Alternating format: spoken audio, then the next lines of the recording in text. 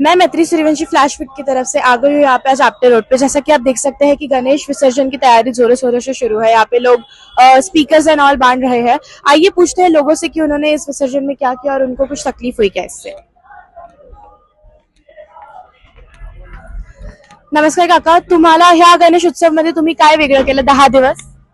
या गणेश याच्यामध्ये गणपती आम्ही आवाहन करून त्यांनी गणपतीला बोलवलं, विराजन केलं आम्ही बाहेर आणि त्यानंतर त्यांची आराधना सुरू केली. रोज संध्याकाळी आरती वगैरे वगैरे कार्यक्रम हो ही होता.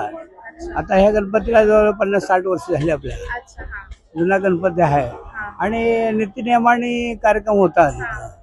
हरिपाठ होतो, आपल्या भजन होतं.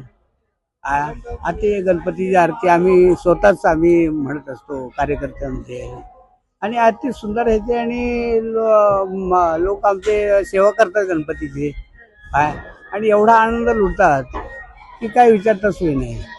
पण त्या आनंदामध्ये 8-10 दिवस डुबून जातात सगळे आणि आता विसर्जनची तयारी केलेली आहे.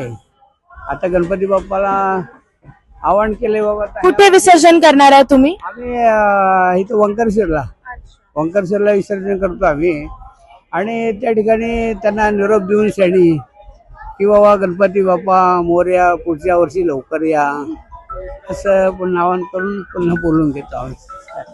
जैसे कि आप देख सकते हैं कि लोग बहुत ही खुश है ये विसर्जन से और 10 दिन उन्होंने बहुत ज्यादा ये किया है।